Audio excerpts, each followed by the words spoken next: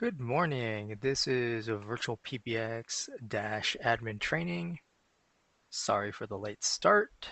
Got caught up in helping a customer. Just going to make sure the audio is streaming through properly, and then we'll go ahead and dive right in. There we go. The training will last approximately an hour and a half. Basically depends on load times or if I make a mistake. But we'll go ahead and get started right away since I started late. So here we have our dash login page, which is at dash.virtualpbx.com.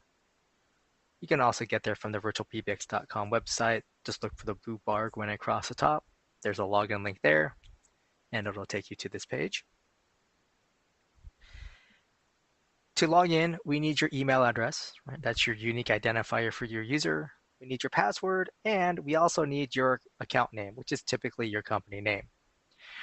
Now, if for some reason you don't have that or don't remember your password, for example, down here to the bottom right, just above the sign-in bar, there's a forgot your info link. You can click on that, and we still need your email address, right? That's the one piece of information we do need.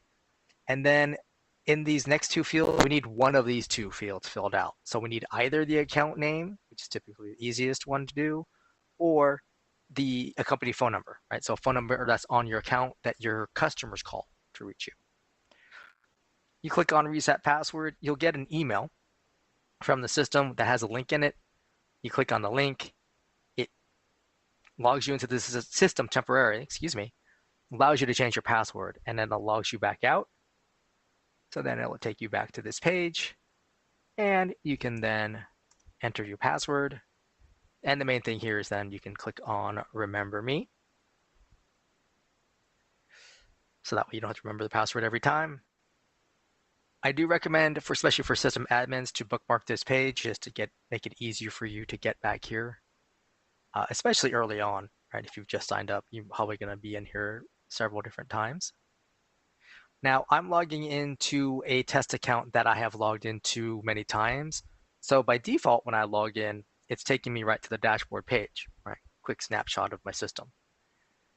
If you've just signed up or it's your first time ever logging in, the system actually instead takes you to your personal account page. Now, I can get there by clicking up on my name up here at the top right. And here you can see I can change my password right here. All right, so if you're changing your own individual password, click on your name at the top right, and then click on the password field so you can edit your password. Now, as assistant admin, I also have access to the account settings here, and the most common thing that's changed is typically the time zone. Now, on your accounts, you'll have an additional section for billing information, right? That's where you can see things like your current plan, the service plan you're on. You'll be able to see invoices, and you can update who the billing contact is, right? The person who gets the invoices, as well as your credit card information. Now, currently, those last two, updating the billing contact and the credit card information, is not currently enabled. Our billing team is going through a transition, or billing system rather. So once that is completed, then that information will be available to you again. Now, once you're done here, over here to the top right, click on Close, and that will take you back to your dashboard page. One thing I should also point out for you, or to you rather, is that first time logging in, the dash wizard will come up with pop-ups. So on that, the user page and account page we were just on, right, there'll be little pop-ups there telling you what certain things are. Also, when you get to the dashboard page here, the dash wizard will continue with some more pop-ups. You'll also come up on the user tab and on the groups tab. All right, so back up here at the top, again, you can click on your name to get back to that account or user page, right? So you can see your email or password. For most of you, to the right of your name, you're going to have a DND toggle, right? For do not disturb, right? DND. If you click on it, it'll move the toggle over to the right, meaning it's on and it's white. And that just means your user is not getting calls, right? Basically, if someone transfers a call to your user, they're going to get a message saying the user is not available, right? Someone who enters your extension number directly will instead go right to your voicemail.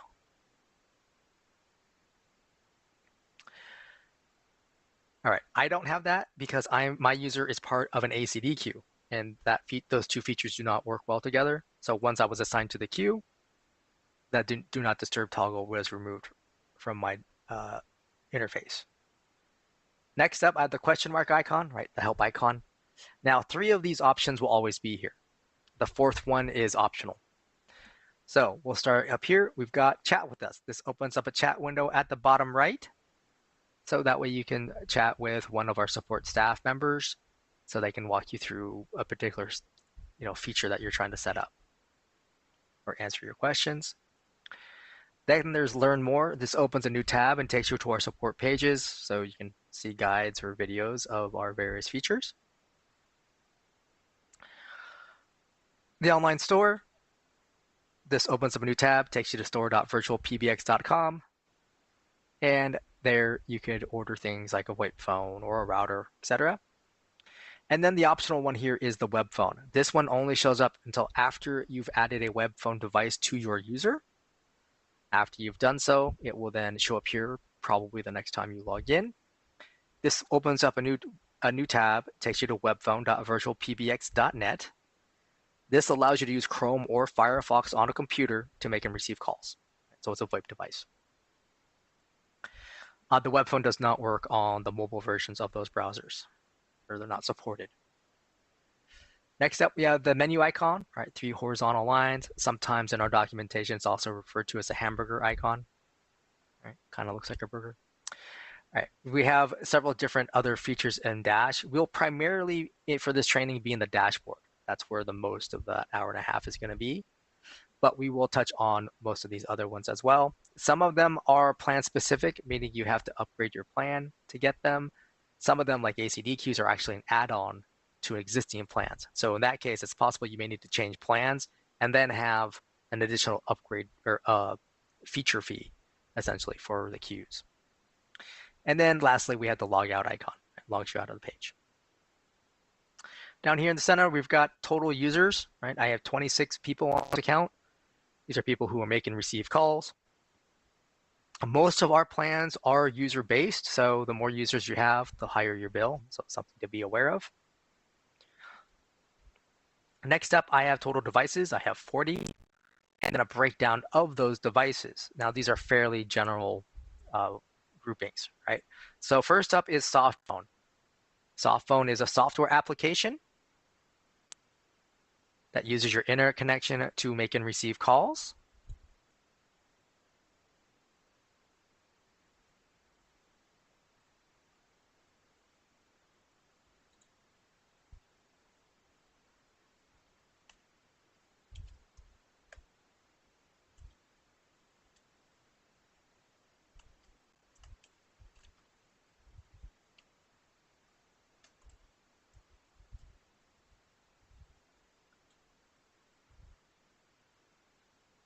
Now, the softphone link or grouping here, that can be the VirtualPBX softphone, or that can be a third-party softphone, right? Someone else's softphone application.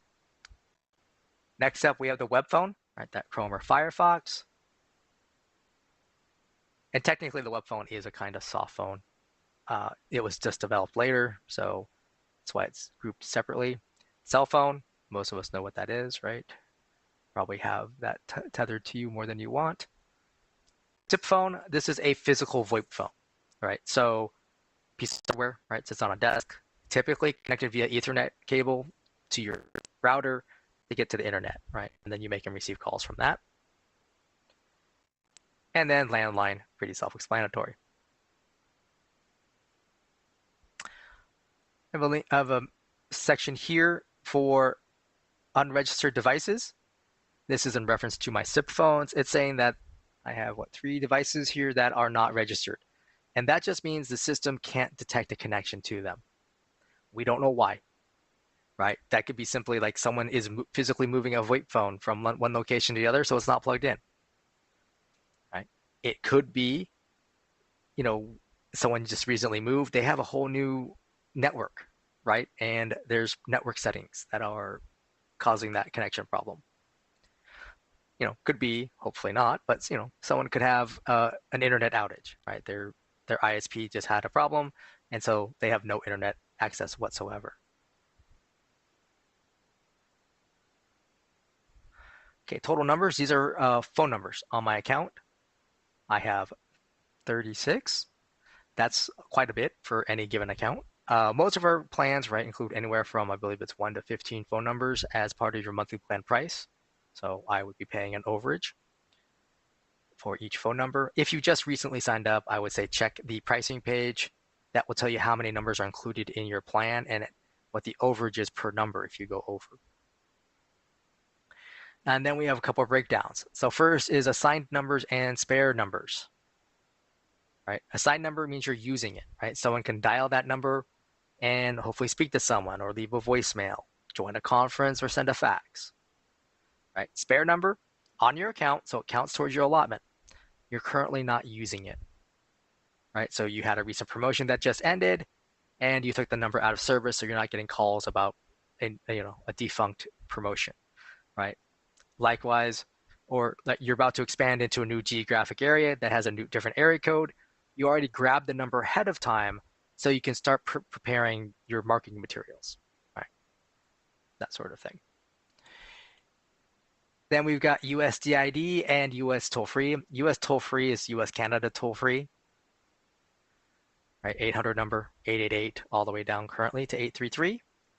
USDID, that just means a US local phone number, right? So if you have a number in San Jose, California, it would show up here, same as if you had a number in Miami, Florida. You can have international phone numbers if you are so inclined. If you need to acquire one, you need to email our porting team. That's PORTING at virtualpbx.com. They need to know the city and country that you're interested in getting a phone number in. If we can get a number for you, they will let you know that. If there's some sort of additional cost, which is often the case with international numbers, that should also be communicated to you.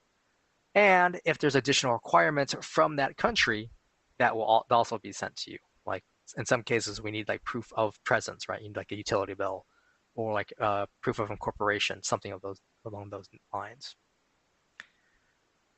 Conference bridges, I have 2. That means I have enabled the conference feature on 2 of my users, right? So I have 2 people who are moderating or hosting conferences. I'm going to go over here to the top right. Main numbers, these 6 phone numbers, 7? Yeah, 7 phone numbers. They all behave in the same fashion, right? They're all going to the same location. They're all playing the same main greeting. You can obviously have multiple main numbers if you want. You can have none if you want. Although the system really does want you to have a main number. Conference room number, you can have multiple conference room numbers if you want, but again, they're going to the same spot. This is a phone number everyone would dial to join a conference, whether they're your staff members, your vendors, or your clients. They'll dial this phone number. They'll be prompted to enter a conference room number and the PIN number for that conference room. Right, so that would need to be provided to them from your staff. The fax box number, you're allowed to have the one main fax box number, and this is your inbound fax number. All right, the company directory, this lets you download a CSV file. So that way you can see your staff members with their names, their extension numbers, and their primary devices. The soft phone directory, this is for use with the desktop soft phone application from VirtualPBX. So you can download this file, upload it to the VirtualPBX desktop soft phone app, and then you can see all your staff members who have soft phones. And you can see their status in relation to that soft phone, right? So if they're on a call, it will show up as red, so they're busy, right? Likewise, if they're not, it'll be green, so you can call them. If they have multiple devices, it's not going to show the status of those other devices. All right, store discount code. So just for being a Dash customer, you get a discount code that you can use in our online store, right? That's store.virtualpbx.com.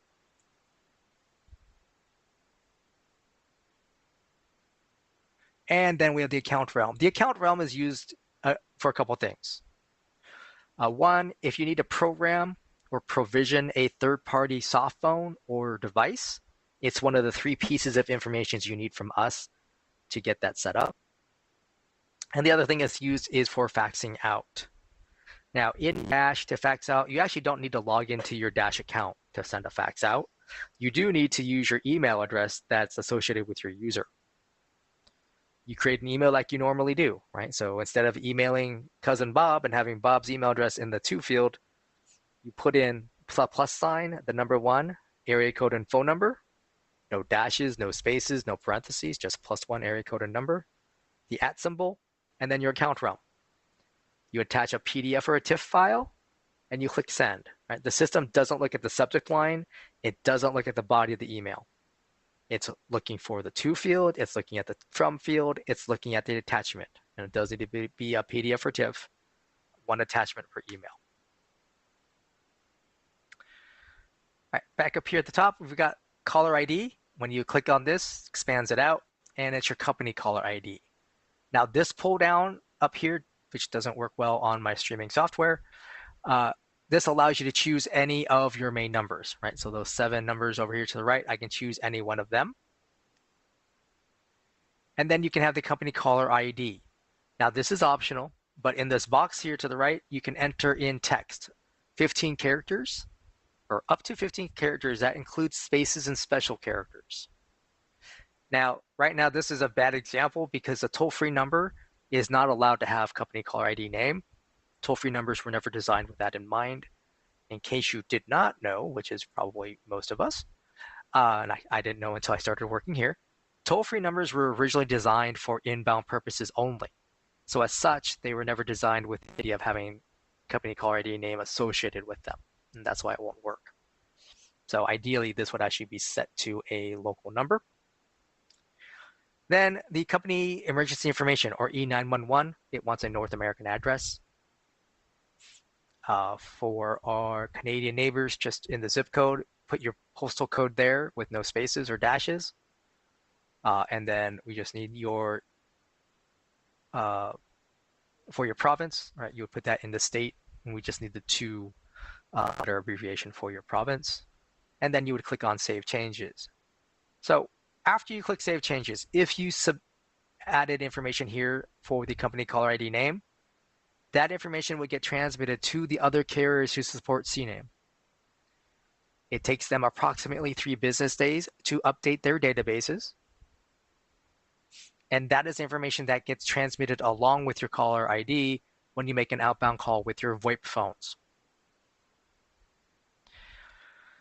Couple things to know about the caller ID name, right? Not every carrier supports it. So it's possible when you make an outbound call, your call can route through a carrier that doesn't support it, which means your destination device, right, whoever you're calling, won't get your caller ID name. Probably more problematic is the cell phone carriers.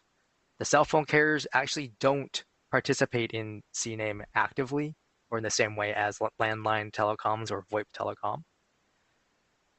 And they're the ones who control what shows up on the cell phones on their network, right? They're the ones who put telemarketer or spam risk, right?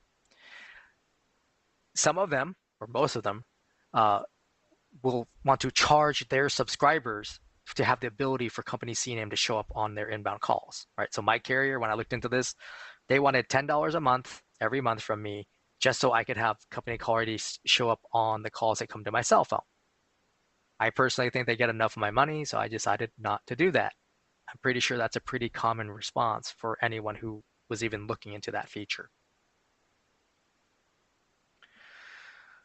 Right, hold music. This dash allows you to upload your own media files. You can upload a .wav, right, .wav, a .mp3. You want to make sure it's recorded in mono, not in stereo, because phones typically have one speaker. So they're mono-aural devices, not stereo. And you want to make sure the file size is under 1 megabyte. You would come here, you would click on upload, and then you would find the file on your computer by clicking browse. Now this box here allows you to name the file, so how you want it to appear on your dash system. Click browse, find the file, and then click upload, and then save changes. This will become the hold music for all of your users by default. Now, what that means is when a call comes into your account, right, gets to one of your staff members, they pick up their phone or their VoIP phone, right, they're talking to the customer, then they press hold on their VoIP phone. When they do that, that is when this file will start playing. right? So it's after the caller has reached a user and then that user has pressed hold. All right, so hours is actually part of main number. So let's just go to main number.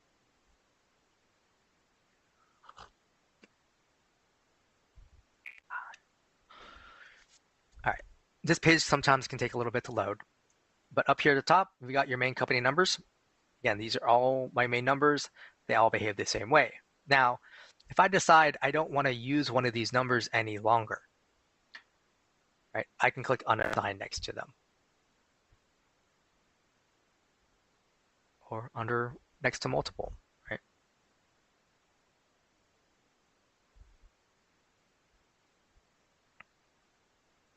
Now, those numbers aren't removed from my account. They've just been removed from being a main number, right? So I can reuse them for another purpose. Now down here, you have two options. You can add from spare numbers or buy new, right? So add from spare numbers, that means you're reusing a number, right? So if you click on this, it's going to open up a box. It's going to show your available spare numbers that you can use. Right? So these are numbers that I'm not currently using. I can click on the box, click on add selected, and then it would show up here. All right, buy numbers. When you click on this, you have two options. You have local and toll-free. You're going to start with toll-free. You choose the toll-free prefix you want to work with. All right, just click on the little bubble in front of it. Click on search. Now the system will display a list of phone numbers. Now, this list of phone numbers is a dynamic list, meaning you're actually competing with other people in real time. So you want to make sure you complete this process all the way through, right?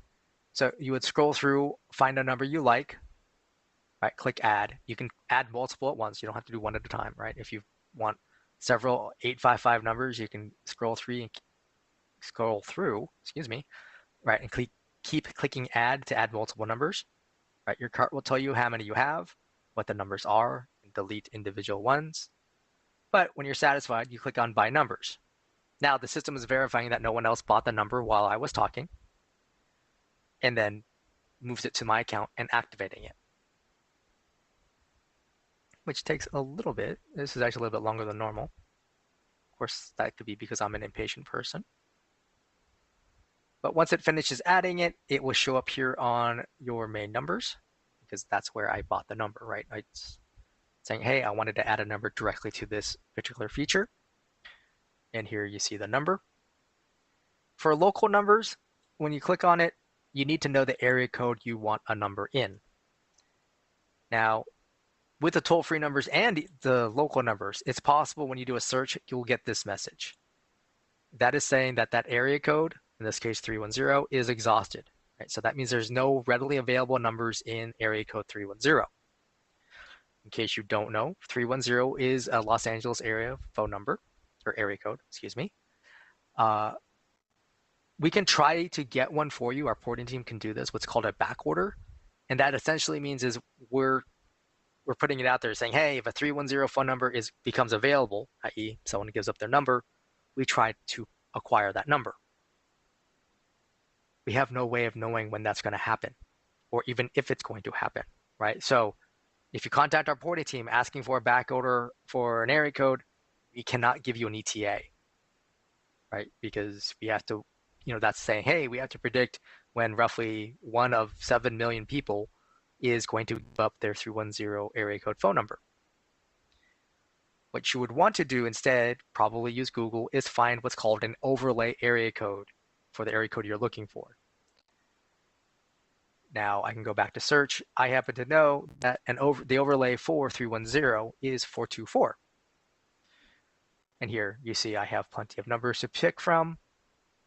Same process though. Click add, click by numbers, and now I'm adding it to my system as a main number. The other thing you can also do is look for nearby area codes, right? So something like LA, right? There's a bunch of area codes right around Los Angeles. So you can search all of those if 424 is not satisfactory for you. Now, there are some areas that they have multiple area codes and we don't have any in all of them. I know that's happened to us. I know in Arizona not too long ago. That's something you definitely would want to email our porting team about, and they can go and see if they can find something more readily available. Now, for any phone number, you can click on the little gear icon here. The first option is the caller ID, right? So you can update the outbound CNAM, right? 15 characters, including spaces and special characters. You can also turn on the ability to accept inbound CNAM, right? So that means it would show up on your staff members' phones, right? For the name of the person who's calling in. Right? E911, you can set up an address for each phone number, right? So each phone number can have its own unique address for E911 purposes. This then allows you to assign your VoIP phones to a specific phone number for E911 purposes only, right? So that way you have the right address for where people are located. So if they happen to call 911 from their VoIP phone, the right address is transmitted to emergency services.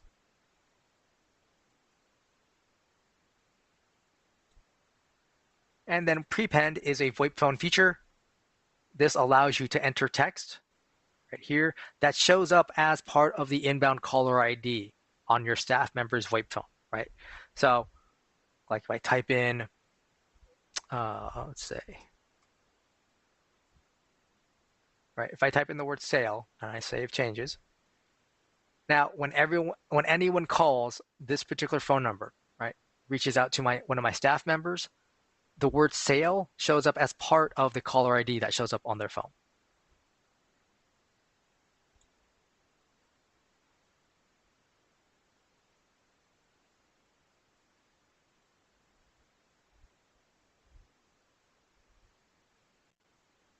Next up, we have office hour strategy. Now, by default, new accounts start off with 24-hour open office, right? Meaning you're open for business. The system will take calls.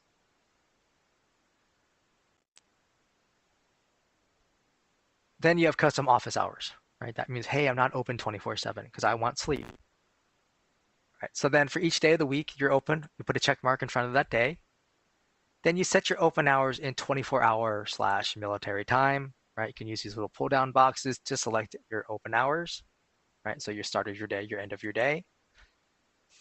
You also have the option down at the bottom to say your system closes for lunch, right? So if you put a check mark here, you just put your lunch hours again in that 24-hour or military time. And then you would click Save Changes, which might be cut off on YouTube. All right, next up, we have office holidays. If you're closed for holidays, put a check mark here. And then over here to the right, where it says Add Holiday, you have your options for single day, date range, and advanced. Right? Each one of those creates a new row. Single day is like I have here for New Year's Day. You give it a name. Then you select the month and the day. Then you would click on Save Changes. Date range, just like I have here for Christmas break.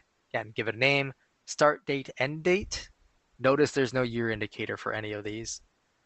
For the date range, just as a precaution, we recommend not having a date range that includes New Year's Eve and New Year's Day. That hasn't posed a problem recently, but like way back when we first launched Dash, there was a small hiccup with some customers who did that. And then advanced, again, you give it a name, you choose the month, right? Then in the second pull down, you choose first through fifth or last, and then the day of the week, right? So third Thursday in November, or on holiday. You have a little trash icon so you can remove a holiday if you need to, i.e. like was a one shot. And then any changes, click on Save Changes.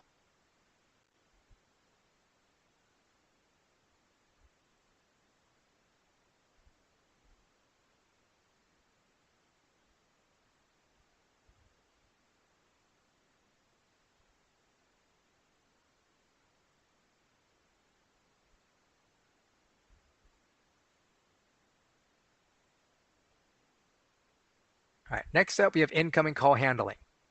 Now, this has sub-tabs, right? So, and this is how those 7 main numbers, how calls are handled from them, right? So call comes in on one of those numbers. During my open hours, I can have it go to my virtual receptionist. I can use a live operator answer option. So I could select, say this, so that way calls come to Bob first. If he can't answer, then it goes to my virtual receptionist. Right? This is an option where I can have it offered to a user, a group, or play a media file, and if it go to a specific voicemail box. This last option may not show up for you, right? This only shows up if we've created a advanced call flow for you, or if your plan includes auto attendance or multiple auto attendants, and you've made one of them available in the main menu, right? If you didn't have any of those things, then this won't show up. But basically, that means you can send it to one of your secondary auto attendants. Now, you also have these same options for after hours, right? As well as your holiday tab. Now, if I had saved changes with my lunch hours set, I would also have a lunch tab. So I could have routing options there. Now, calls coming into the virtual receptionist. This is a link, right? So you can click on it. It's going to open up a big old box. On the left side, we have the main menu. This is what people press on their phone to navigate through your phone system. All right, 1 for sales, 2 for support, that sort of thing. Now, down here at the bottom, I have add route, right? That just creates a new row. In this first pull down, you have the 0 through 9, as well as the star key and the default action. Second pull down, this is where you tell the system, where is this menu option going? Right, so if we click on one of these, Smart PBX directory, that user directory, dial by name directory. User means you're sending it to a specific person. Devices means you're sending it to a specific phone, right? So that means that phone keeps ringing until someone picks up or the inbound caller hangs up. Voicemail boxes, right? So you can press this option to leave a voicemail or leave us a message. Media just plays a media file, right? So like you can play hours of operation or directions. Once the media file stops playing, the call is ended. Advanced call flows, right? So you can send it to a secondary auto attendant. This would be if you're making use of submenuing, right? 1 for English, 2 for Spanish. You would create secondary attendants for English and Spanish that would have their own greetings, right, in the correct language. And the menu options would go to the correct staff members who speak the appropriate language. You also have groups, right? So that's departments or call queues, which is also a form of departments. Queues and groups are related. Groups are an included feature. They have relatively simple routing options, right? Queues, again, that's an upgrade fee, and they have more advanced routing options. And we'll get into both of those a bit later. Greetings, this is your main greeting, right? So this is where you're saying things like, thank you for calling, right? Your business name. But the other purpose of it is to give directions to your inbound caller, right? What do they press to get where? First up, we have text-to-speech, right? So this allows you to type in a greeting. When you click update, save, and save changes, it saves it and reproduces that greeting in a computerized or robotic voice. Right, so this is useful if you've just started out, right? New startup, you're not sure yet how everything's going to go, or you're not really familiar with PBX systems. A couple things to note. One, in this box here, you can enter up to 250 characters, not words, characters. Now, it does not count spaces, at least from my testing. I have been able to go up to about 300 characters before, but 250 works every time. The other thing to know is once you click update, save, and save changes, the system uses a generic file name. In this case, since we're under our open hours, it saves as main open hours menu TTS. If I come back here later and I edit this, right? So if I add just another sentence, right? I click update, save, and save changes. Now I have 2 greetings named main open hours menu TTS. So my suggestion, if you make a text-to-speech greeting, after you've done so, over on the left, there's a greetings tab right there, little person with a voice. You want to click there, find your main open hours menu TTS, and rename it to something else, right? Greeting 1, just so you know that, So from a pull-down menu, you can recognize which one you're going to use. Right? You can upload your own file, .wav, .mp3, recorded in mono, under 1 megabyte. Now, this allows you to name the file here, right? You click on Choose File to find the file on your device. You click Update, Save, and Save Changes. Choose from an already existing recording. Now, this pull down, which doesn't work well on this software, shows all of your media files, whether they're hold music, main greetings, or voicemail greetings. They're all going to be available for you to pick. As you can see here, I already have a main open hours menu TTS file. You can record it over the phone. Now, couple things, right? It says pick a phone registered to this account. What that really means is pick up a VoIP phone that you've added to this account. Now, that doesn't work for everybody, right? Maybe they don't have a VoIP phone yet, or they just want to call in from their cell phone and do it because it's easier for them. In that scenario, you actually need to go down here under Settings, and where it says Allow Outside Recording, you want to turn this on, right? It's off by default as a security feature, right? Because you have a VoIP phone on the account, the system knows it's registered, so it knows, oh, this is the device specific to this account. It should have access, right? When you turn that off, or sorry, turn outside recording on, now you're saying it doesn't matter what device calls in. Any device can call in and change the main greeting. There's still one other piece of information you need to have, and that's the PIN number. The PIN number is specific to this time of day, right? It's going to be different from account to account, but that means this PIN number only works during my open hours, right? So my open hours are 9 to 5, Monday through Friday. So if I called in on Saturday, this PIN number will not work. I will get an invalid entry message. My after hours would.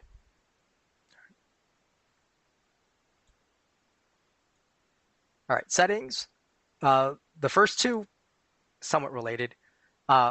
First is number of retries on misdial. That's how many times your inbound caller can make a mistake. They already have one try built in, right? So this is how many additional attempts they have. Dialing timeout, that's how long the system listens for additional button presses, right? So someone calls in, right? They hear the greeting, they press 7.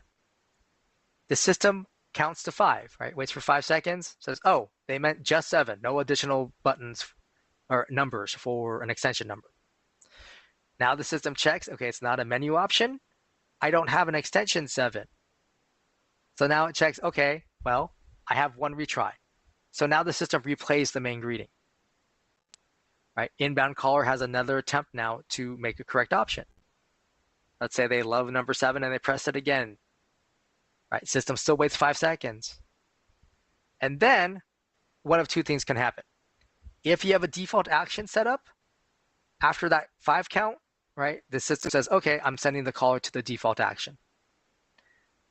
I click on this little X to remove that default action. Now, after that 5 count, the system will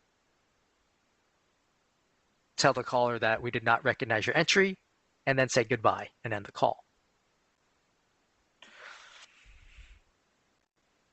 All right. We already covered the allow outside recording. So allow dialing extensions, by default, this is on. And that just means when the caller gets to the virtual receptionist, if they know the extension number, right, if they enter it in properly, the system will transfer the call to that extension. If I turn this off, that means the inbound caller can only press a menu option. Entering extension numbers will return an invalid entry message. And then lastly down here, suppress the playing of the invalid entry message. So if you don't want the system to say, we did not recognize your entry, goodbye, you would click this on, and now you're suppressing, right? You're stopping the playing of that message. All right, any changes you make to your main menu, your greetings, or your settings, you click Save here. You'll be taken back to your incoming call handling page, and you want to click Save Changes here. Right, so you're clicking Save twice. Now the second option, right, I mentioned this as the live operator answer. Typically, you select a user, or you would select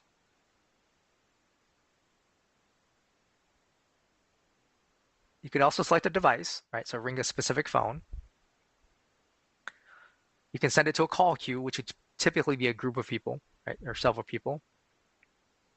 You can send it to a group, which is also, again, usually a group of people, as well as this phone. There are other options, but they may not work appropriately. The media file I don't recommend just because you can have two greetings play back to back. But since we're still under open hours, right? This is that same virtual receptionist we were just looking at. If I switch it to after hours, right? Different menu options, right? And I'd likely have a different greeting for after hours. Right, third option here, you can go to directory. I don't know why you would. Typically, often, I see this offered to a user, to a queue, to a group, to a media file, or a device, right? Those are the most common things, right? So basically, you're giving something an opportunity to answer the call. In the case of like a media file, right, the system plays a media file. Now, this option, it only offers whatever you select in this first pull down, the system only offers it to it for 20 seconds. That's hard coded. We can't change that. Right? After that 20 seconds, it goes to the voicemail box you specified. Right? And then this is for any of your advanced call flows, whether typically that's going to be a secondary attendant. Not too commonly used. Right? Main conference number. Right? You have your option here to buy new or add from spare. So you can have multiple conference numbers if you want. Right here, we've got your custom greeting. This is a custom text-to-speech greeting. So 250 characters. Even if you have this disabled, the system says welcome to the conference and then prompts the caller for the conference room number and the PIN number. The main fax box number, you can have only the one, right? That's why I don't have the option to add new or buy spare or add spare or buy new, excuse me.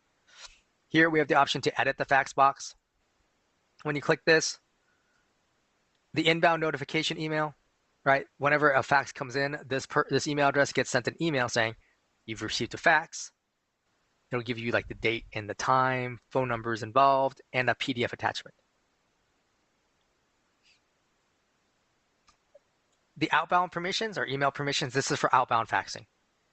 This is designed to put your company domain here, like we have showing here. That means anyone at your company, right? So anyone who's got in this case, anyone with a virtualpbx.com email address, they can send a fax out from this account without actually having to be a user on the account, right? They just need the proper format. That +1 area code number and then the account realm. Auto attendance, then this is a plan specific feature to allow you to create secondary auto attendance. There's a couple use cases here. I've mentioned both of them, I believe. The first is for submenuing, right? So 1 for English, 2 for Spanish is the classic example. But likewise, you can say, 1 for product, to our product team, 2 for our our marketing team, right? And then you can have submenus there where, there's a product team auto attendant where you say, welcome to the product team. For technical support, press 1. For updated literature, press 2, right? And then have those different menu options there, etc. Now up here at the top, you would click on Add Attendant.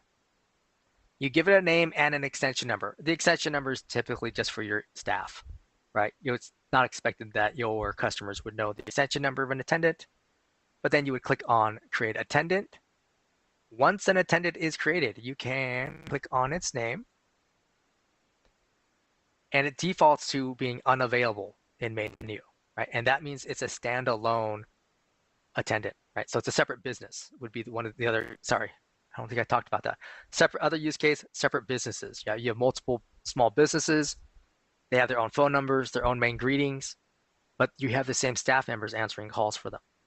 So in this case, I'm saying I'm leaving this alone. I can click on it to make it available in main menu, meaning it's a submenu option. Right Here is where you would add phone numbers to an auto attendant, right? It can have multiple, right? Because I can still buy new or add from spare. Has a little gear icon, so I can update the E911, etc. You can add additional extension numbers. If you want to swap out an extension number for anything, I recommend click Add Extension and enter the new extension number. Click Save Changes. Come back, right? Click on this box again, unassign the original extension number, and then click Save Changes. And then we have the little wrench icon here under Settings.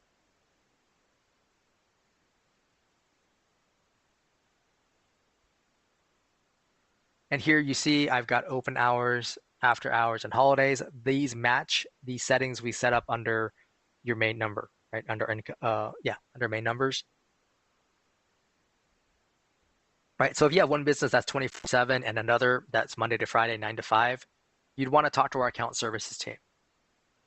Right. It's possible we could still put both accounts or both attendants on the same account, but it might not be. Right. It just depends on how you want to use it and how often you're in the system. But beyond that, this here is the virtual receptionist, right? So you're sending calls to a greeting with menu options, same settings that we were just looking at.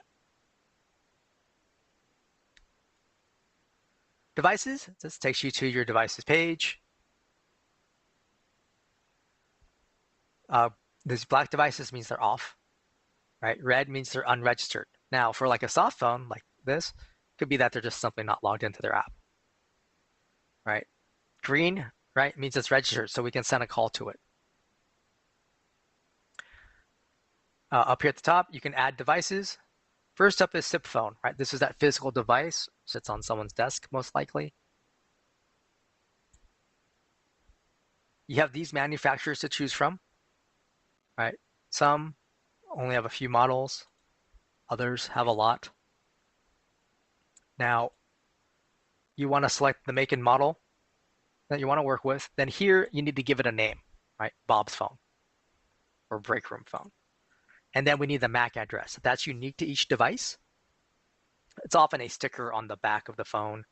Or if the phone's plugged in, typically under its status settings, you can find the MAC address there.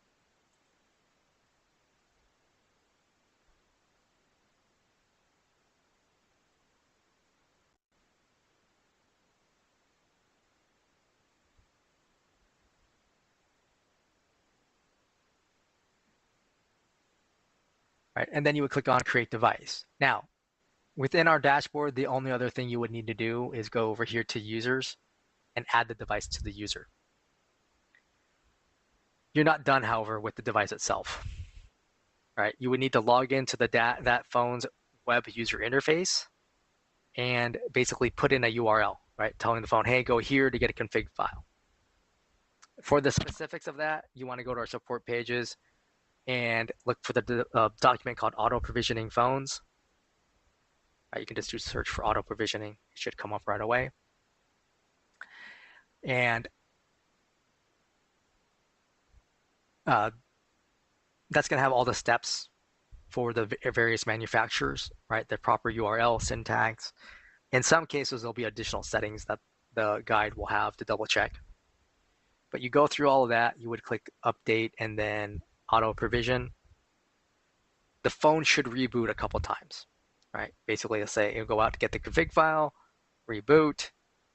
I usually see 2 to 3 reboots, and then it should show up as a green device.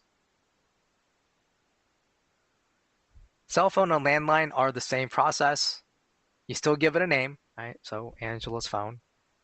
And then here you put the number, right? +1 area code and phone number. No dashes, no parentheses, no spaces. Click on Create Device. Now, when a cell phone or landline is added, right, so this is what it looks like. If we go to Advanced Options, right, this is the standard settings or the default settings for a cell phone or landline. So call comes into your system, right? Then we direct it out to your cell phone, for example. Your cell phone rings, right? You pick it up. You're going to hear, this is a forwarded call. Please press 1. When you press 1, you're telling the system, yes, you're there, and that, yes, you want to take this call. right? It then connects you, you speak to the customer.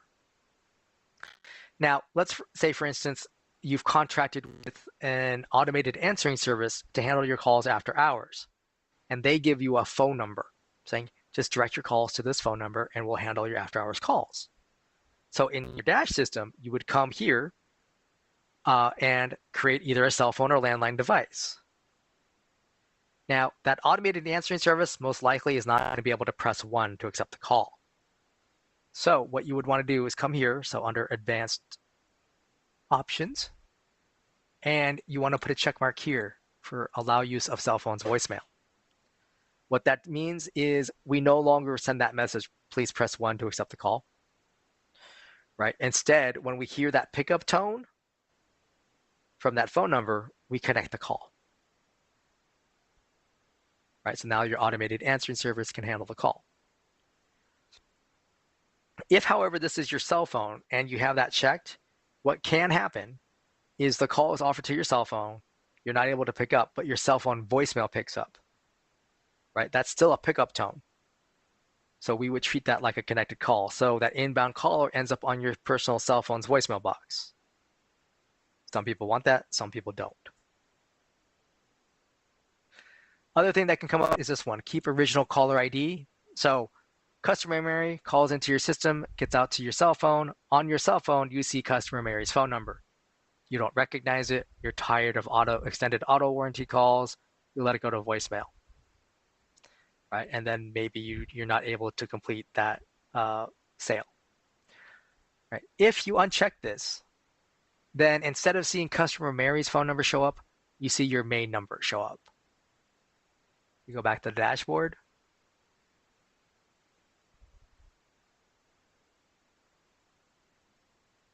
Right? If I click on caller ID, this phone number, whatever phone number you selected here, that's the phone number that would show up on your cell phone. So that would be a way to let you know, oh, this is a work call. Might be more worthwhile to try to pick it up, right? Soft phone, if you add a soft phone here on the Devices tab, this allows you to add a third-party soft phone only, right? So you're using someone else's soft phone app, right? So you're using like Xlite from Counterpath, right? Or Zoiper, right? There's probably hundreds, if not thousands, of soft phones on the market. But you would copy and paste the username, right? Click on the set password box to see the password. Copy and paste that. You do not want to change it. And then you would copy and paste the realm, right? Those are the 3 pieces of information you would need to program your third-party soft phone application or device. Now, if you want to add the VirtualPBX soft phone, you need to do that directly on the users page, which we'll get to when we get to that point. You can add the web phone here. However, the web phone uses your Dash login information. So until it's assigned to a user, it's not useful, right? So I just say add it directly to the user. So for most of your phones, if you click on the gear icon here under edit, right, you can always re-see the credentials. Audio, typically for VirtualPBX soft phones, you should have the Opus codec. For any other physical device, right? So a physical VoIP phone, or you use the third-party credentials for a physical phone, you want to make sure you have G711A and G711U. You don't necessarily need Opus. Here, emergency caller ID, right? This is where you can select one of your phone numbers for outbound emergency information, right? So that's why if you'd set up E911 information on this 424 number, it would then, the system would actually show it here. And that's what it would use when when someone dials 911 from this phone. That's the emergency address that's sent to these services, emergency services, excuse me. All right, greetings manager shows all your greetings on the account. Main greetings, voicemail greetings, hold music files. They're all here. Up here at the top, you can upload a new one, right? Give the file a name, then click here to browse your computer for a .wav or .mp3, recorded in mono under 1 megabyte. Click on create greeting, and then it will upload it here. Down here, right, you see the file name, the source, right, upload, right, you uploaded the file, TTS, text to speech. Recording, you recorded it over the phone. You can play back your greetings here right in the browser by clicking on the little play button. If for some reason that doesn't work, over here you can download the file to your computer and listen to it that way, or just so you have a copy of it. You have a little wrench icon here under edit. So this is where you would change the name or just remove the file completely because you don't need it any longer. Groups, also referred to as ring groups or hunt groups, right? Departments. Up here at the top, you click create group or add group. You give it a name and an extension number. Right, it needs both of those. And then you click and drag your staff members that you want to be in the group. And then you click on create group. Once the group is created, you can click on its name. Right, so you can change the name at any time. Not a big deal. New group call attempts, those little arrows here to the right, so you can increase or decrease this. And this is how many times the system offers a call to the members of the group. Right, default is 1, right? So it offers it to everyone once, but you can increase that if you need to.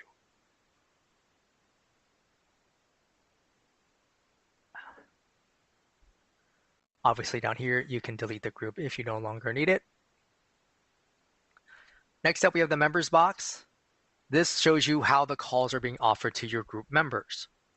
This setup here is referred to as blast ringing or ring all. Right, so it rings everybody at the same time for the same amount of time until someone picks up. The thing to know about calls from a group. So let's say Bob here, he's got multiple devices. A call from the group is going to ring all of them at the same time. Right, so if he's got 3 different VoIP, like he's got a VoIP phone, he's got a, let's say he's got a Yealink VoIP phone, he's got his own cell phone, and he's got a web phone device. Call from the group is going to ring all 3 of them. Right, there's a user feature called Follow Me that lets you set the order of those devices. Calls from the group ignore that feature. Now your staff members can answer calls from cell phones, landlines, or VoIP phones on the group. Now, downside is your staff members aren't able to take themselves out of the group. Right, they're in it all the time. Right. Their only way to not get calls from the group would be if they have the D&D toggle at the top. They can click on that to not get calls from the group. Now, along the top here, these are timestamps. So, and you can edit this last one to either increase or decrease the duration of a call in the group. And click on this distribute button. So now the calls will ring in this order, but every time. Right, so every time Bob's offered the call first. If he doesn't pick up, then it goes to Aaron, then to Peter, etc. Right, so even if Bob is on a call and another call comes into the group, he still offered the call first. Right, until this 40 seconds in this case. Now, if I want to change the order, let's say Bob has a big project. Right, I can click and drag on his name and bring him down to the bottom. Right. Can move David up a little bit. We'll move Peter all the way. Now, I actually haven't changed the ring order yet, right? Because Bob is still at 0 seconds. But I can click distribute. So now Peter's first, right? Then Aaron, then David, right? And Bob's at the end. These are sliders. So I could adjust it so I can have like multiple people start at the same time, as well as some people overlap towards the end. Right? Any changes you make, click on Save Changes. You click Remove to remove someone from the group. Down here, at the bottom left, you can click on Add User, so you can add additional people to the group. When you do add someone, they're added at the 0 second mark, right? So you would need to click Distribute again, for instance, or just adjust their sliders. Groups have to have an extension number. You can have multiple extension numbers if you want them to. Groups can also have their own phone numbers or phone numbers. You can buy from new, add from spare. Now, this phone number is not a main number or a auto attendant number, right? So that means that this phone number doesn't have hours of operation, right? It's open, it's available 24/7. So if you have staff members with their personal cell phones as a device on their user, they can get calls from this phone number at any time of the day. Right. Groups have features. First is ring back. So when a call comes into a group, right, it reaches out to your staff members and their devices start to ring, right? That ringing sound is then piped back to your inbound caller, right? The ringing sound comes back to the inbound caller. So they hear something. Now, if you don't want that ringing sound to come back to the inbound caller, you can enable this feature and upload a media file, .wav, .mp3, recorded mono under 1 megabyte. Right, so it's kind of like a hold music as you're waiting for someone to pick up. The downside, or the potential downside, if for some reason when we send the call out to your staff member and their phone doesn't return that ringing sound, let's say we get a busy tone instead, right? The system has nothing to replace. So then your inbound caller just hears silence until the next device or user starts to ring.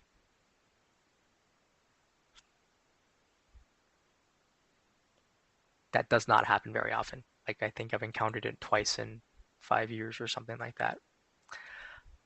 Next action, to me, this is the most important group feature, is when you enable it, it's if no one answers, what do you want to do with the call? You have a pull down here. You can set it to a voicemail box, and that's probably the most common, but you can send it to a different group. You can set it back to your main menu. You can send it to a user. You can send it to a specific phone. You can send it to a call queue if you have them, etc.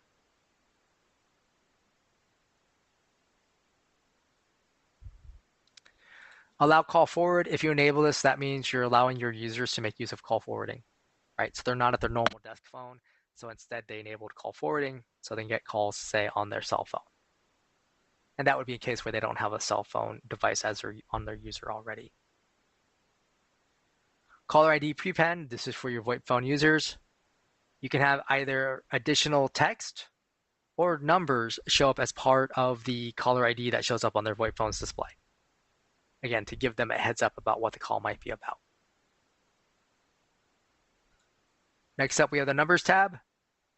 It starts you off on your numbers in use and basically just shows you where they're going, right? It doesn't allow you to unassign a number or assign a number anywhere. It's just saying, hey, this is where your numbers are currently going. Right, you do have the little gear icon here, so you can update the caller ID, the prepend, or the E911 information for any phone number. You also have the spare numbers tab here. This is where you would get rid of a phone number from your account completely. Right, so you have spare numbers, and have the options up here to buy, port, or sync. But if I want to remove a number, I click on the box in front of it, and now you see I have a new option up here for deleting it. And oh, actually, right. So then I would just click on delete. It says, are you sure? I'm confirming the deletion here. It says they have both been deleted, and now they're removed from my account. So now I have less numbers that I'm on the hook for. Right. Buy numbers, it's local toll free. It would just add more numbers as spare numbers. Port numbers. So port just means moving a number from one carrier to another. Right, so from AT&T to VirtualPBX. Right, you would start new port request, you give it a name, choose local or toll-free, click next. Now it wants you to upload a PDF file of your most recent copy of your bill. Right, should be within 30 days. Right, you then click on the box, say yes, this is within 30 days. The system will then ask you for the phone number, the account number. It's going to ask you for the address. And by mean, it's ask what phone numbers you're going to port, right? The address that AT&T in this case would have on file for you. It's going to ask you for the BTN, which is the billing telephone number. Now, if you're porting just the one phone number, that phone number is the BTN. but let's say you're porting like 15 phone numbers. In that case, you'd want to talk to the current carrier to find out which one is the actual billing telephone number. Especially with multiple number ports, I also recommend talking to your current carrier to get the exact information you need for porting. It's possible that your carrier, the numbers that you have with one carrier, could actually be with several sub-carriers. So it's possible you need like 3 different sets of porting information for the numbers. We would then, in the porting process, right, you would have an option to download a blank letter of agency or LOA, and then upload a completed and signed LOA. Right, that LOA should match the information on your carrier's bill, typically. Right, whatever address they have on file, name of your business, that should match what they have on file. Should be signed. Could be a digital signature, that's fine, or you can print it out, sign it, and scan it back in. Typing in your name twice will always result in a rejection. One thing to know about that, in terms of rejections, the losing carrier does not have to respond right away when it comes to rejecting or accepting a port request. Right? They can, in some cases, they hold on to it for several days before they give us an indication of what's going on. That's why it's in your interest to make sure the information is correct before you submit it to us. Generally speaking, toll-free numbers take about 3 to 5 business days. Local numbers range, they average 2 to 3 weeks. Right? So if you're trying to not pay your next bill, make sure you give yourself plenty of time. In terms of rejection notices, they're not always specific. Right? We'll get like address mismatch, but we're not always told that, oh, it's a street address that was wrong, or the zip code. Right? They just say, hey, the address was wrong. In those kinds of cases, we do double check to make sure there wasn't a typo, or if, for instance, like your bill copy has a different address than the address we saw on the LOA, right? We'll try that other address just to see if it goes through, right? Before we let you know.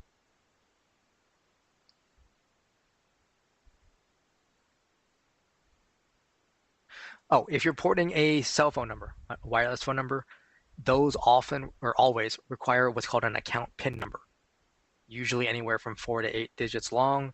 This is not typically something you use to access your account online or even over the phone. It's something your mobile carrier would have to give you to actually port the number out. It's a security feature on their end, because once a cell phone number ports out, the cell phone that it's associated with will stop working, right, until you go back to your carrier and get a new number for that device.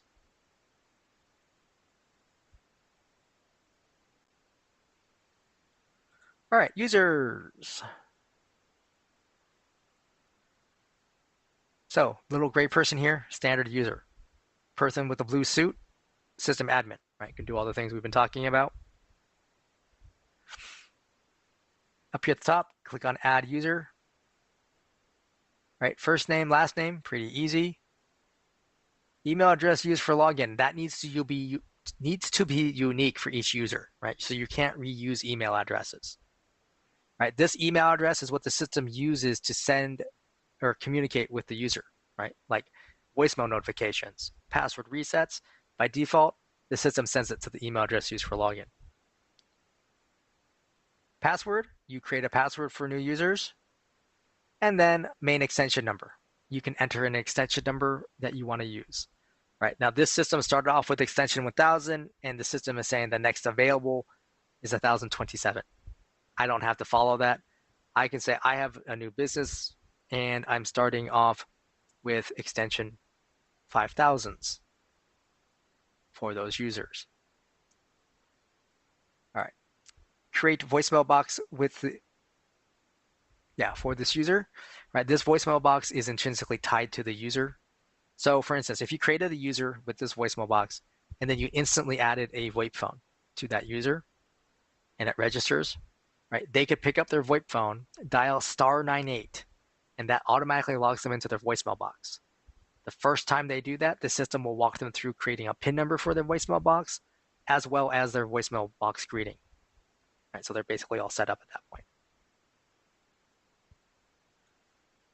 Include in the user directory, right? Check mark if you want them in. or leave it blank if you don't. You can change your mind later. Now, send emails to an alternate address. If you put a check mark here, enter in a different email address than the one used for login. And that means whenever the system wants to send an email to this user, it uses the alternate email address. It doesn't use the email address used for login. And then to me, this is also very important. Send credentials to the user, put a check mark here. When you click on create user, right, then the user is obviously created to your account, but they also get an email welcoming them to your Dash account, as well as their login information. It will also happen if you use create user and add another, and you would click on that if you need to add multiple people. Once a user is created, you can click on their name. You can always change their name if you need to. Then here you have the option to change their credentials. When you click on that, you can change their email address or their password. You also have the option here to resend them the password reset email, right? So they can change the password to something they'll know. Change PIN number, that's for the voicemail box PIN number. That's for temporary purposes. Here's your option to send to an alternate address. Here's the option to be in the company directory or not. This pull down here, this allows you to change a user into an admin or an admin back down to a user. The little clock here, that's the time zone, right? So that way their voicemail timestamps are correct. I usually just say do a search to find the major city near you. Ringing timeout, the default is 20 seconds. That's plenty of time to send calls to a landline or a VoIP phone. If your user only has a cell phone device on their user, then you would want to increase this to 30 seconds, if not 40 or 45 even, right? In terms of how telecom works, right? Call gets sent to a landline phone number, right? Gets to that telecom, they say, oh, it's right here, right? They know exactly where that device is, so they send the call straight through. Call gets sent out to a mobile phone number, right? Gets to the carrier, they say, hold on a second, we need to find them, right? Pings the cell phone towers, finds your phone, then sends the call to you. That delay, right, trying to find you, is why you would need a longer ring time for calls going to a cell phone versus a landline. The extension box, users can have multiple extensions if you want them to. Again, if you're going to swap out extensions, add the new one first, save, click on this box again, unassign the original extension, and then save again. Right. Users can have their own phone numbers if you want them to. Just click on add from spare or buy new. They can have multiple numbers. Just like in groups, this number is available 24/7 though.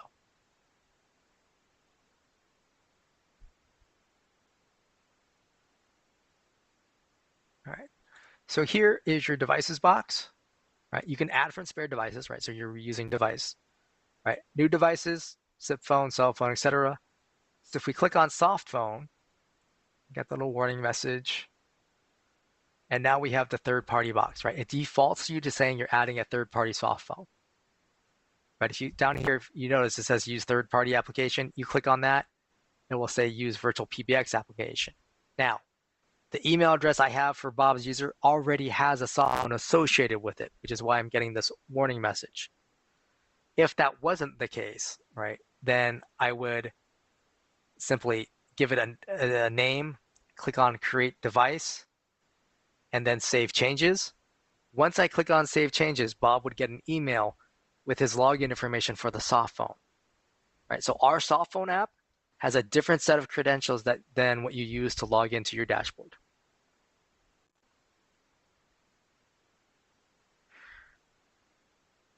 Right, and then web phone, again, it's easiest to add a web phone right to a user. You just need to give it a name, click on create device, click on save changes, and then the user can go to webphone.virtualpbx.net and use their Dash login information on that website, and then they can use Chrome or Firefox to make and receive calls from their computer. User features, caller ID number only works with users with their own phone, or sorry, their own phone number, pardon me. So let's go down here to Bob. So when you click on this, you click on, you select the phone number that's associated with them. and then you click on Save Changes. And what that means is this phone number is his outbound caller ID whenever he makes a call out from his VoIP phones, not the main number on the account. The virtual text application is a new feature, so it should be on most, or as far as I know, it's on all new accounts. But you turn it on, then you select the phone number. The phone number should be either a number directly assigned to the user, a main number, or an auto attendant number. And then you click on Save Changes. This will send an email to Bob, welcoming him to the VirtualPBX app, or virtualtext.app, excuse me. That's a website that they can log in with. It has its own login information. There's also an app you can download for Android and iOS. Again, use the login information. That allows you to text out from your numbers on your account. There is one of the primary benefits of the virtual text application is you can share numbers among your staff members. So that way you can have multiple people watching or responding to texts that come in from your customers. Voicemail box, right? This was the voicemail box we created with the user. Transcription, I believe, is still technically a plan-specific feature, right? So meaning available on some plans, not others. All it is a system listens to your voicemail message and types out what it hears in the email notification. Now, if someone isn't speaking into their microphone, there's a lot of background noise or they don't have noise cancellation, right? The quality or accuracy, rather, of that transcription will suffer.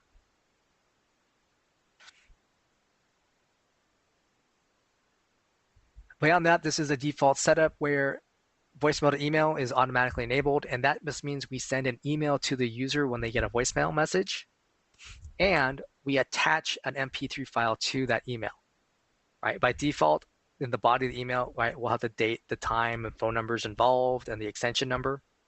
Then there'll be an MP3 file they can just click on and listen to the voicemail. Now, voicemail boxes can hold up to 100 messages. After that, the voicemail box is full and cannot accept any more. Now, you can also have the option here to delete the messages from the database after the notification is sent, right? So basically, voicemail is left. We send an email with the MP3 file. System deletes the voicemail from the voicemail box. That prevents the voicemail box from getting full. However, it limits your staff members to only being able to check their voicemails via email, right? So if there's some reason they're not getting their emails, right, they're going to miss out on voicemails. If they're good at managing their own voicemail boxes, right, you can leave that unchecked. And that means they can check their voicemails over the phone. They can also check their voicemail via the user portal, so the web page. Click on Save Changes if you make any changes. Follow Me is for users with multiple devices. When you click Enable, it looks like this. So you have to tell the system which devices are you going to use. You just uncheck the box over here on the far right under Do Not Ring. Then you have these little sliders, right? Click and drag. Right, you have a timestamp up here, which you can edit. The default is 120 seconds. You can click Distribute, right? Just like ring groups. You can click and drag and change the order.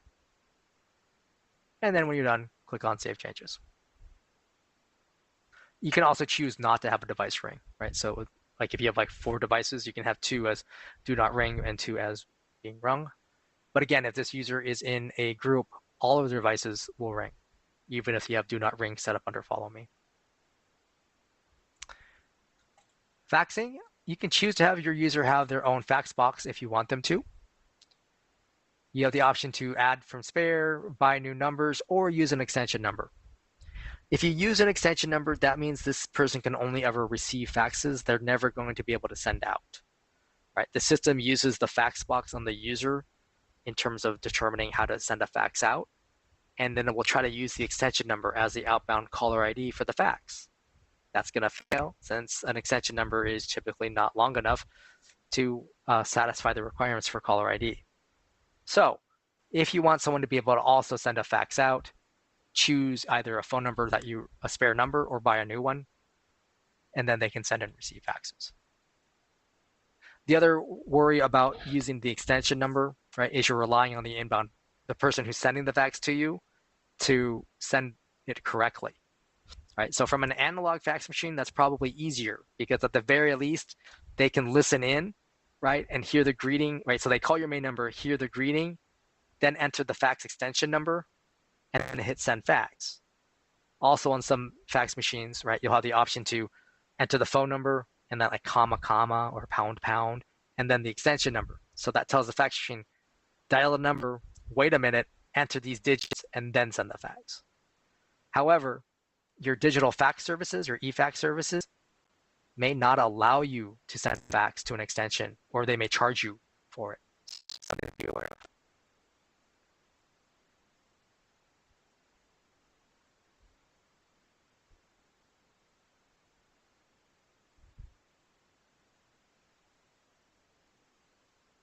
All right, Conference Bridge.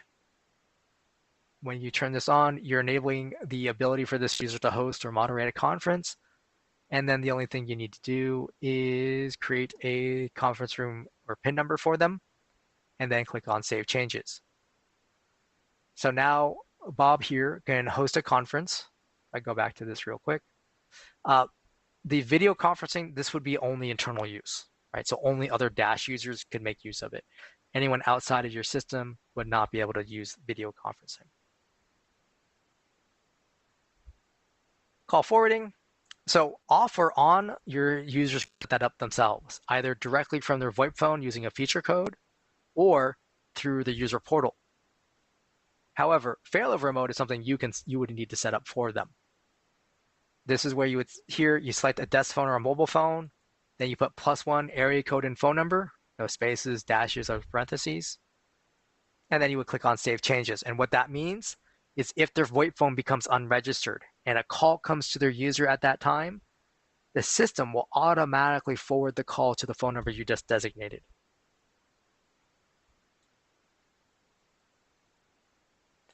Customized call recording. By default, when you enable it, it looks like this. You need to tell the system what kind of calls you want to record.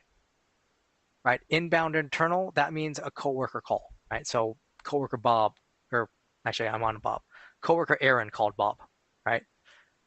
Inbound external, or sorry, inbound external. Right? Customer Mary called Bob. Right? Outbound external means Bob called coworker Aaron, right? And then outbound external means Bob called customer Mary, right? And you don't have to have all of them on. You can, have 2 on or just 1, right? And then you would click on Save Changes. Now, every Dash account includes at least some level of storage as part of your monthly plan price.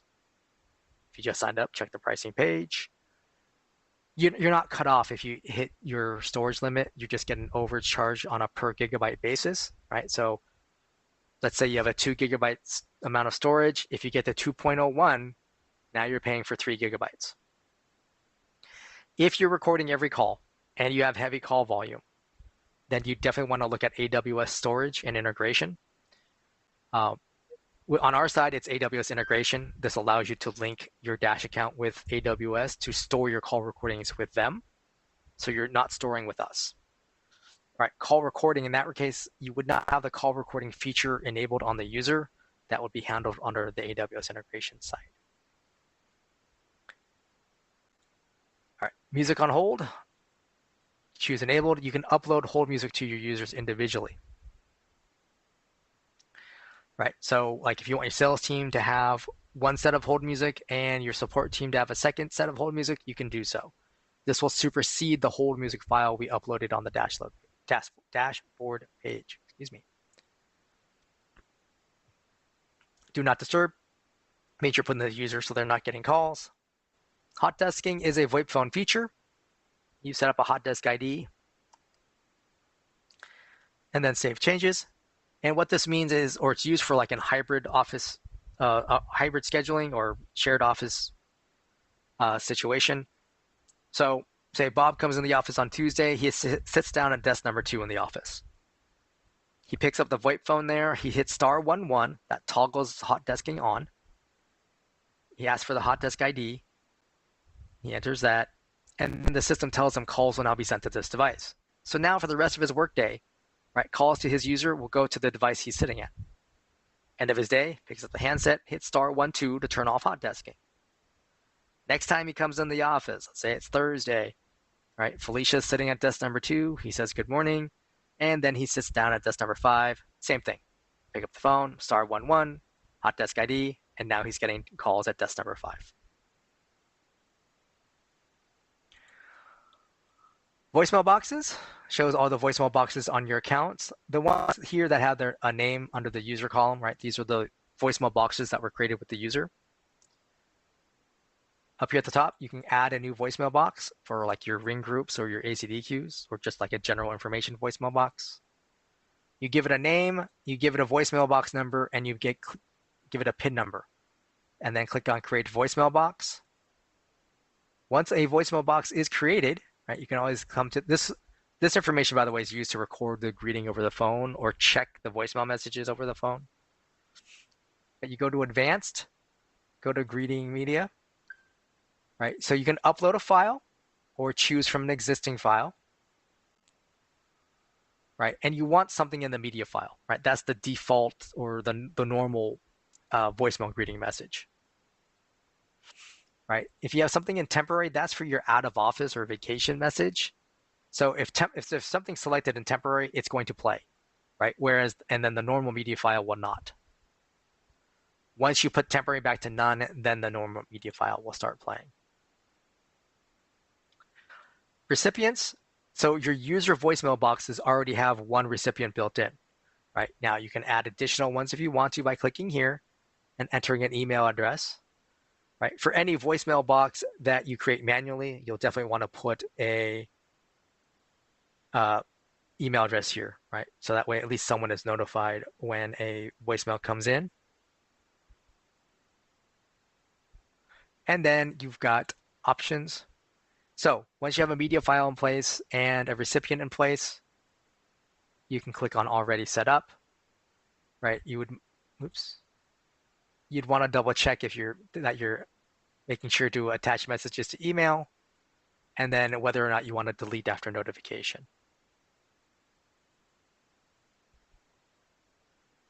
Advanced routing. This is for direct inward system access, or DISA. DISA allows you to call into your system from, say, a cell phone or a landline. You can log into the system from that device, and then the system will allow you to make an outbound call from your cell phone. And instead of your cell phone number showing up as the outbound caller ID, it's your main number that shows up as the outbound caller ID. Now, this feature is not enabled on new accounts that sign up. It's something you'd have to talk to our account services team. Once they enable that feature for you, you can come here and enable it here. Now, by default, when you do that, the system creates a PIN number for you. If you leave it like this, that means you need to set up a menu option on your auto attendant or virtual receptionist that goes to main DISA. It's an advanced call flow. However, I recommend clicking on Edit Settings here, and then click on Add an Extension and give it an extension number. Again, you would want to use this an extension that's not in the series of your normal extensions. You can change the PIN number too. So that's kind of too many repeating digits. And then click on Save Changes. So now you can call into your number that rings to your virtual receptionist or an auto attendant. When you hear the greeting play, you enter this extension number, right? Oops. And then the system will prompt you for the PIN number. You'll hear dial tone. Then you enter area code and phone number you're going to dial out to. You make your call. And again, it's this number under company caller ID. That would show up as your outbound caller ID instead of your cell phone number. Now, the reason for those precautions is because if someone figures this out, they can be able to log into your system and make outbound calls on your account, and you may not realize it right away. Probably not until your next invoice. So the way that you might find out about that would be under your call logs. The call logs show your call activity on your account. We're pretty new in the month here, but so here, the green arrow to the right, that's an inbound call to the system. And normally you can click on it to expand, and sometimes, or depending on if a call reached out to a device, then you'll see which devices it reached out to. Right, yellow arrow to the left, that's an outbound call. So like this, I'm not even sure what happened. Like I'm not sure what device was used or if DISA was used.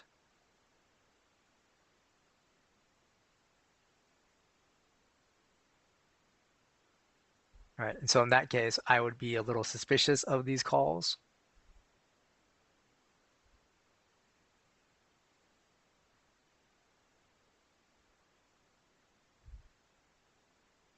Right here, at least, sorry.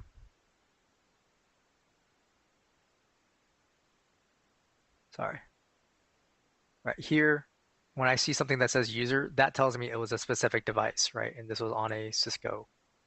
So I knew that was at least someone of VoIP phone that was being used. Now, you have the option here to report a call, right? Little fire hydrant icon.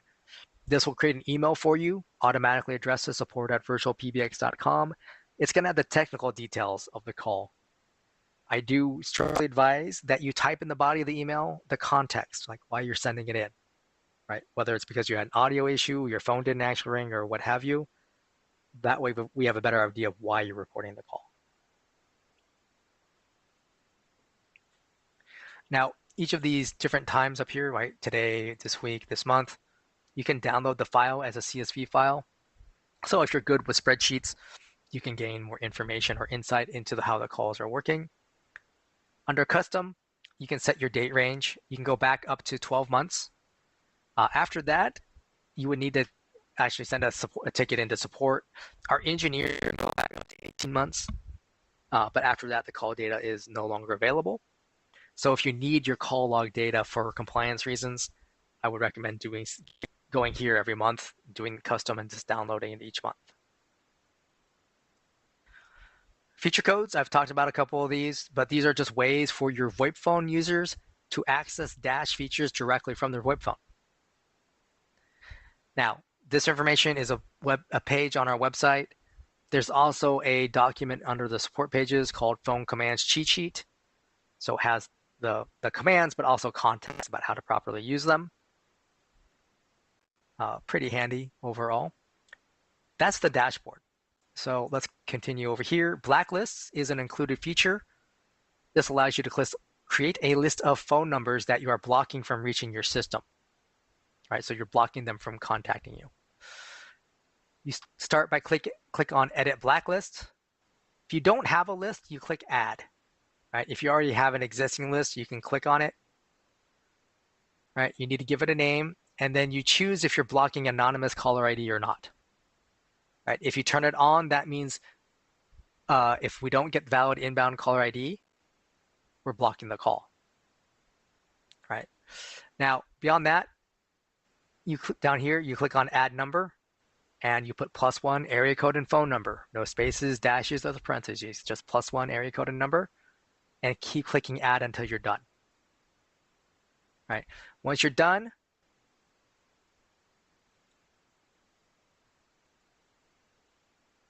then you click Save here.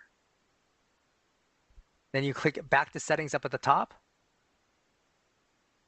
And then you want to move your list over here to the right. Right? It needs to be under selected. And then click Update.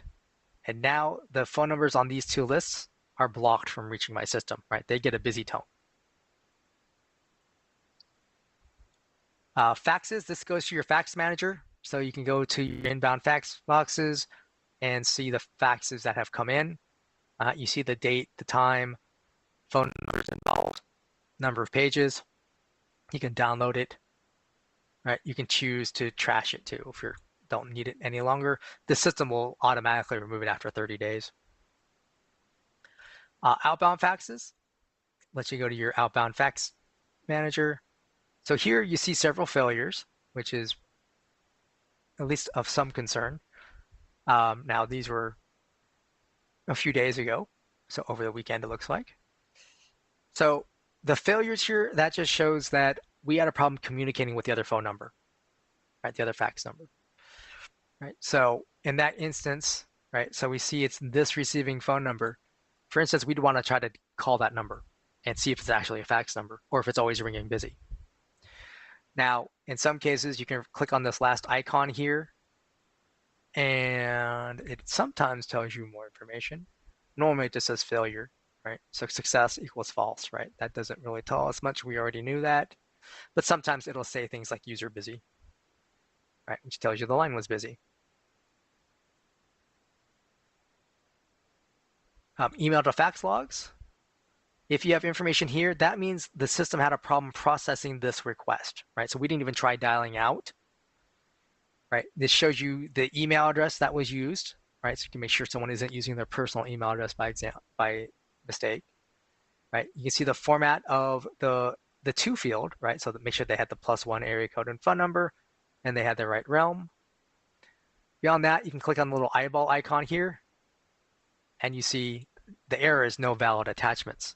So maybe Jose here forgot to add an attachment altogether. Maybe he tried to add a JPEG instead of a PDF or TIFF.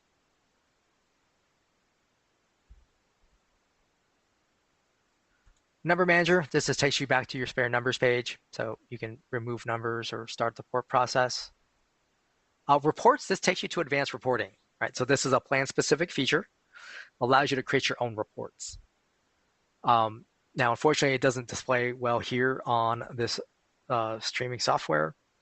But if you go to our YouTube channel, under videos, do a search for advanced reporting demo, and you'll see a demo of how the reports work. If you're interested in this, you want to talk to our account services team so they can make sure it's enabled on your account, or if you need to change plans to have the feature. And then they can also set up a time to walk you through an introduction to it. Voicemails, this takes you to your voicemail manager, so you can get to any voicemail box on the account. Right, you can just do a search. Right, you can see the new voicemail messages or the listened ones. You see the date and the time, phone number it came from, phone number it came to, the duration. You can download it, you can play it back. If you click on the box here you can change the status, right? So keep it as new or record as listened, deleted, or as an admin, you can move it to a different voicemail box.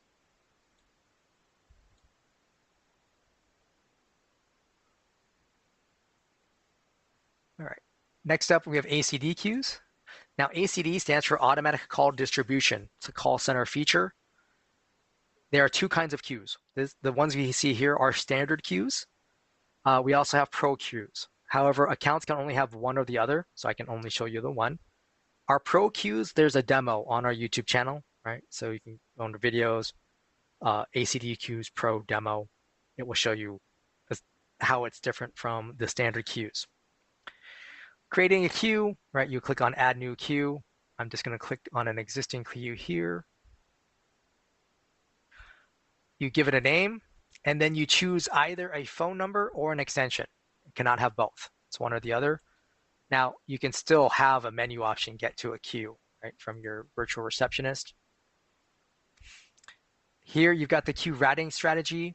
Round robin will equalize out over time.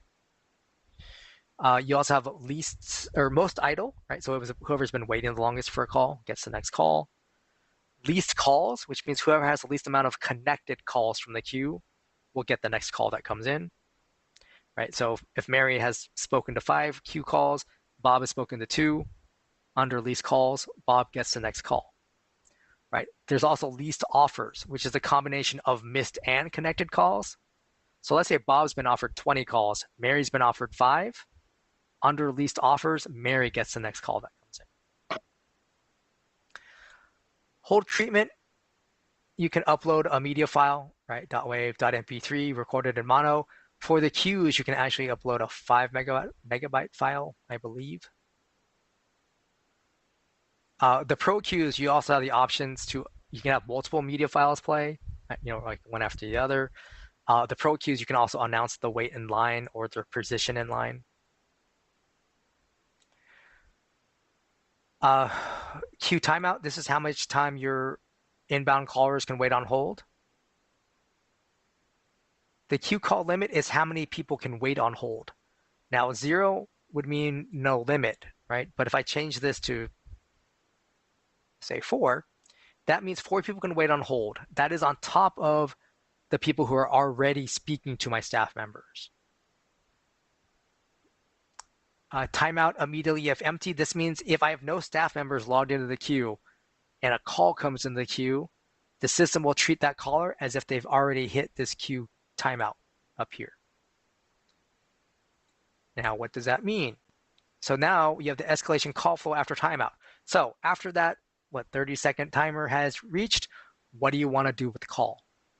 This pull down lets you decide where you're sending the call, right? None would end the call, right, after the timer ends.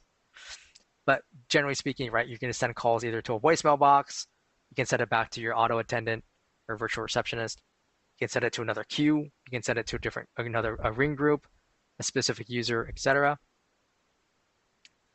The 0 out call flow, if you select something, then you're giving your inbound caller or the person waiting on hold the option to wait on hold. To press 0 to exit waiting on hold, excuse me. Right, so they're waiting on hold, they press 0. As long as you have selected something here under the pull down, they'll be sent to that destination. Right? If you leave it on none, that means they can't press 0 to exit the queue. Now, if you have that set up as an option, right, you might want to have that as part of your hold music file to let them know they can press 0 to leave a message at any time. Over here under agent behavior, so first we have agent recovery timer measured in seconds. This, if you set this up to say 10, right, that means after your staff member is done with a call from the queue, the system will wait 10 seconds before it offers them a second call from the queue. Force away on reject or missed. If you have this enabled, that means if your staff member misses a call or refuses to accept a queue call, the system will mark them as away, right? And then the staff member has to mark themselves ready again to be able to accept calls. And agent connect timeout measured in seconds. The default is 20. Queues were originally designed to work with just VoIP phones. We've recently were able to enable the ability to accept calls from cell phones or landlines in the queue. So you might want to increase it to 30 seconds or even 40. Now, if you're having agents using their cell phones or landlines to answer queue calls, they cannot transfer calls out.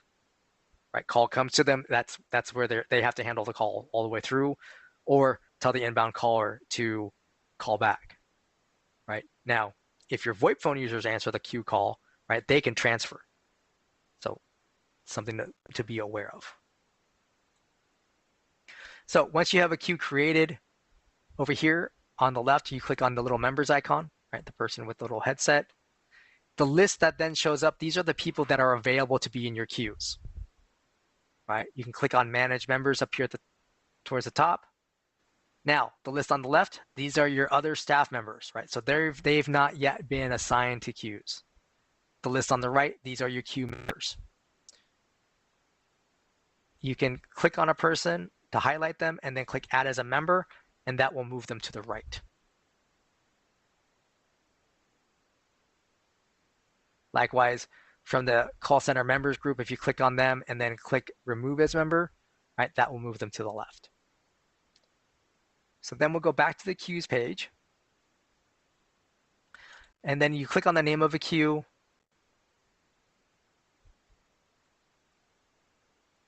Right down here, you can click on agents. This allows you to add more staff members to a queue.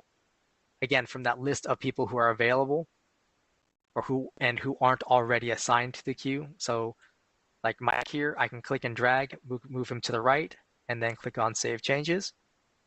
So now he's part of this queue. Likewise, under managers here, you can say, okay, here are my queue managers. And I can move Taylor to the left so he's no longer a queue manager, and move Mike over to the right, and now save changes. Now, for your staff members, Let me end this session here.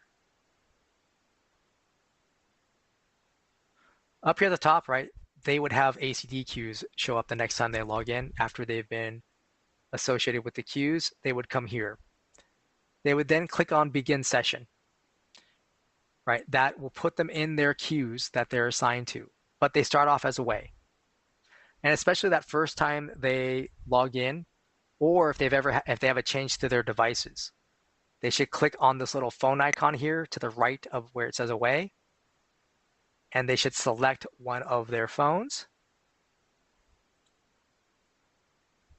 and then click on the phone icon again, and then change their status to mark as ready. Right, so once you're ready, your little bar on the left turns green. Right, when you're away, it's red. If you're being offered a queue call, the little bar turns light blue. When you connect to an inbound queue call, right, the bar here turns dark blue.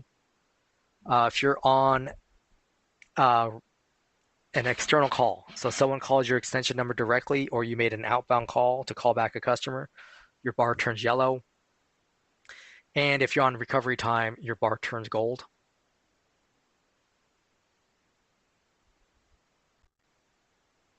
Right, when they go on break or lunch, just mark themselves as away. At the end of the day, click on End Session. Now the pro queues, they have an additional icon here for performance. So admins and managers can compare staff members in terms of like how many calls they're taking, etc. The pro queues also have the ability for managers or admins to eavesdrop on a queue call, right? So they can make sure an agent is handling a call properly. They can whisper to their agent, right, to give them help, or barge in because a call might be getting out of control and they just want to take over and assuage the customer. Dynamic caller ID, this is a plan-specific feature. This allows you to create rules to change the outbound caller ID for your VoIP phones. I'll click edit here on this first one. So this one, I named it 408. I selected this 408 phone number on my account, right? So pull down, you can select numbers on your account. And then I just simply said, whatever a VoIP phone user dials a 408 phone number, to automatically change their outbound caller ID to this 408 phone number, right? Instead of my 844 number I have currently. So it looks like a local call to the person I'm calling. The other option I have here is I can create a feature code, right? So I said LA area is what I named it. I selected this 323 phone number because that's in the LA area. And now what has to happen though is my staff member from their VoIP phone, they need to dial *550. And then the area code and phone number they're reaching out to. And then the system will change their outbound caller ID to this 323 phone number. So again, it looks like a local call.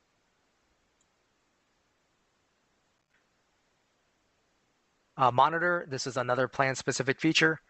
This allows you to see the status of your staff members. It doesn't matter what devices they're using. If they're on a call, right, they'll be blue and they'll show you the phone numbers involved. You can also select by devices, right, who's available, who's busy. Over here, it's kind of grayed out and hard to read. You have your active inbound calls. Each call would have a box, and you can see who they're speaking to. And then parked calls, if someone has made use of the call parking feature codes, right? The calls that are parked show up here along with their parking spot number. The recording manager, this opens a new tab and takes you to recordings.virtualpbx.com. Just use your dash login to log in. And that's where you would, view your recordings, right? So you can listen to them, download them, etc. You should also have the option to delete them so you're not reaching your storage limit. Now, if you set up AWS integration, right? And so you're sending your call recordings to AWS. The recordings manager, I believe the name changed slightly, but it takes you to your AWS interface. So then you can see the recordings there, listen to them, etc. Webhooks is another plan-specific feature. You actually want to talk to our sales team about this. This allows you to link your Dash account to other software. Like Zapier is the primary example. This requires some level of programming, so this might be beyond some people. That's okay, right? But you would click on New Hook, and you would basically fill out the form, click on create webhook, and then you would use that to link it to, say, Zapier. You can go to developer.virtualpbx.com to see sample code of what we have used to link Dash to other software.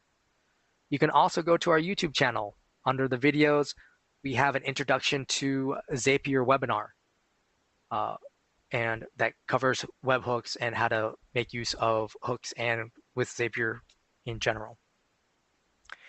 And then lastly, we have the user portal. So every user on your account has their own user portal, right? So this is where their users can go to view their voicemails, for example, right? So I see my new ones, the date, the time, the duration. I can listen to it. I can download it.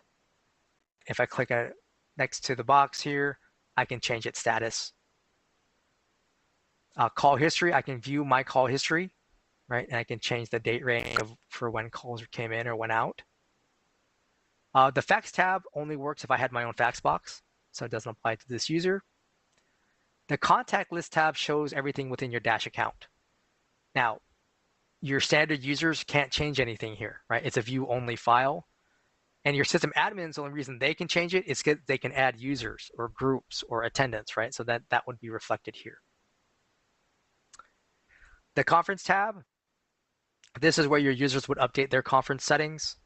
So over here to the far right, this is where they would set up their participant PIN number as well as the moderator PIN number, right? The PIN number they use.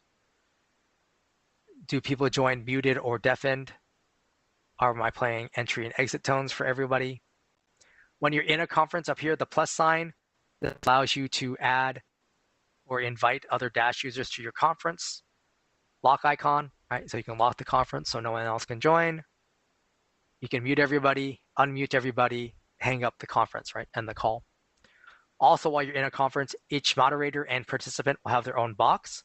So you can mute a specific person or kick them out even. And then lastly, we have the settings and devices tab.